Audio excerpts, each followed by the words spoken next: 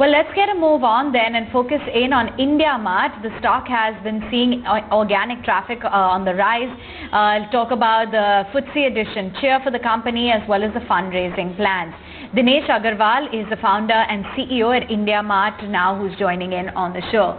Thanks so much for taking time out. So much going on with the company. Let's begin then with the fundraise. Tell us a little bit about what the need is for the money and whether or not it will be used for any acquisitions. Yes, ma'am. If you see, last year has been a step function jump in internet adoption, as well as Digital India, as well as Make in India. And being a B2B business-to-business website, I think a lot of IndiaMart ecosystem can be expanded by way of organic and inorganic growth opportunities in the areas of payment and software as a service. I have already talked about we invested in Vyapar, which is a mobile-based software accounting services for very, very small businesses, which are easy to do on its own. And similarly, we had earlier invested in a company called Bizom, which is again a dealer distribution management software. So I think we'll continue to work in these areas to improve our IndiaMart ecosystem and improve the customer services.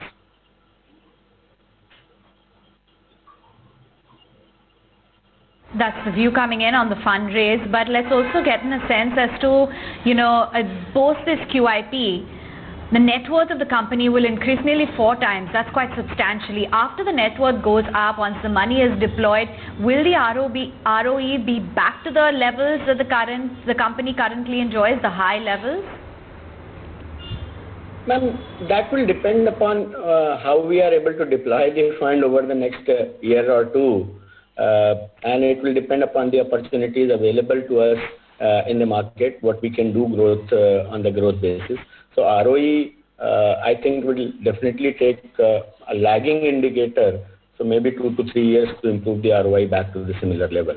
On the core business of the discovery and matchmaking, I think IndiaMart continues to do well and it continues to remain highly profitable.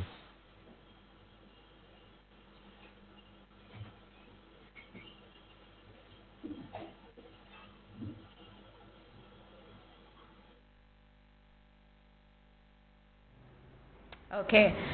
Going forward, how much time, what is the outlook when it comes to the digitization? Because that has definitely made IndiaMart integral to the supply chain across the small and medium enterprises as well post the onset of the pandemic. Walk us through the role that digitization has played for your company and how you plan to leverage it further. So, we operate a horizontal B2B marketplace, and if you see our number of suppliers over the last many years have grown substantially from less than 3 million suppliers to now more than 6 million suppliers. And we have a field sales force which continuously digitizes these small and medium businesses. And especially during the COVID time, we took it as like a national health mission to make sure that every pharmaceutical or every COVID-related items, the safety-related items, food supplies were digitized, and that has shown tremendous effect on our traffic also. We have seen a step function jump of traffic. We were getting about 60 million visits a month prior to COVID. Now we are getting close to 85 million visits post-COVID. I think the buyer traction has automatically come, but we will continue to do more digitization of the SMEs, more products. If you see our categories, we operate across 99,000 different product categories, and whether it is raw material or whether it is any kind of component or whether it is kind of machinery or even the finished goods. And each one of these remains a large problem to be digitized here in India, and SMEs can then start to do a level playing field on the marketing side along with the bigger brands. Another point that I can add is about 75 million SMEs. There are only 20 to 25% are using internet for their business as of now. out of 1 crore plus GST registered businesses, there are only 20-25% who are using internet as of now. And I think that adoption is going to go up over the next many quarters and many years. Especially with the mobile phone adoption, the computer and internet has become very popular amongst everybody for any kind of things, whether it is information for business or information for entertainment or education. And this will continue to happen. And as we keep adding more layers of payment and as ordering, you might have seen that our CRM has now become quite popular. Over 100,000 small businesses now using IndiaMart CRM. So we have moved on from being a pure matchmaking services towards more like a conversational commerce side of it.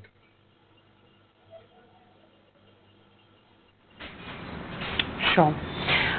Given that, Dinesh, we are seeing this huge shift from unorganized to the organized space in almost every sector, will that then reduce also the need for your platform, which is predominantly, an aggregate and a highly fragmented, unorganized base of traders and sellers? Could that be a challenge or a threat going forward by any chance? The organized players are only limited to certain categories, very few categories if you see, whether it is FMCG or fashion, and that too not in the B2B supply chain. When I wear a jacket, it has hundreds of B2B transactions behind the scene, whether it is the fiber or thread or buttons or button making machine or so there are a very long tail of B2B commerce that will continue to remain unorganized and like this. If you see, there are, for every B2C transaction of 1,000 rupees, there are about 9,000 rupees B2B transaction that has happened to make one piece of 1,000 rupees. So even if you see that malls are growing or even these new age e-commerce platforms are growing, they will continue to corner a small space in the B2C segment. But B2B segment has a lot more fragmentation as well as a lot more need for digitization because of the variety of the category, because of the customization of the goods that people buy. So I think as India steps towards better manufacturing processes and even higher GDP growth, I think we don't see any challenges in the near term for IndiaMart.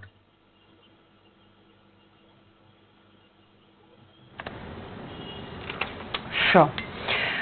Okay, that's the word coming in on IndiaMart. I'm just going to move forward and also wanted to understand then, Dinesh, how much time will it really take for your ROE to come back to, say, a similar level of around 55% or a little higher than that for that matter, after it's being, artificially depressed due to deployment of the company currently? As I said, the current cash that has been raised should be deployed over the next 2 years or so. After that, depending upon how those initiatives work out and how do they become profitable, I think it will be fair to say that return on equity can be subdued for next 2-3 years, and only after that it can come back to the previous level.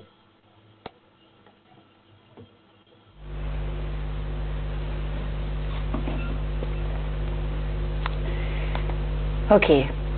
Just in terms of the traffic as well, organic traffic to your platform is at about 100%.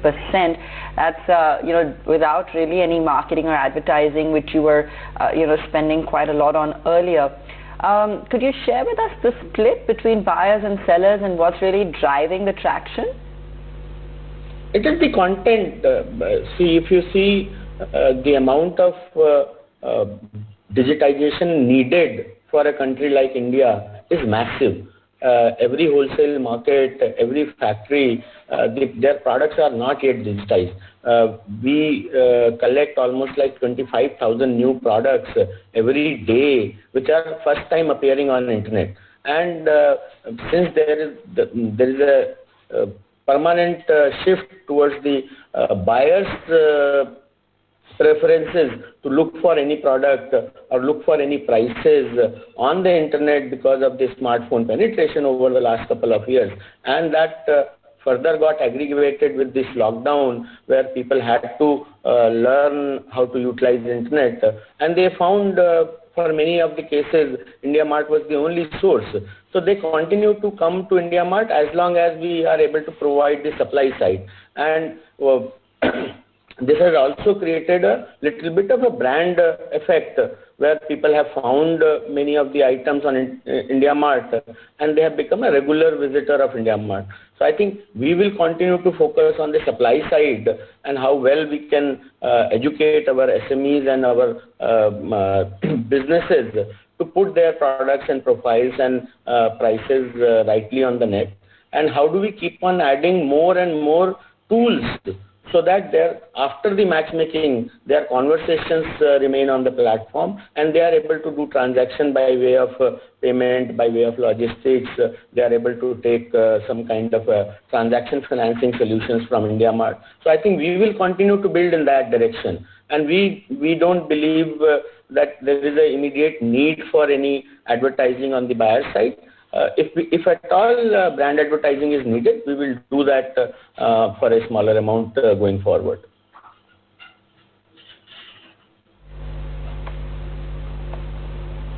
All right. Thanks so much for joining us this morning and taking us through that. Exciting times there at IndiaMart. Thank you. All right.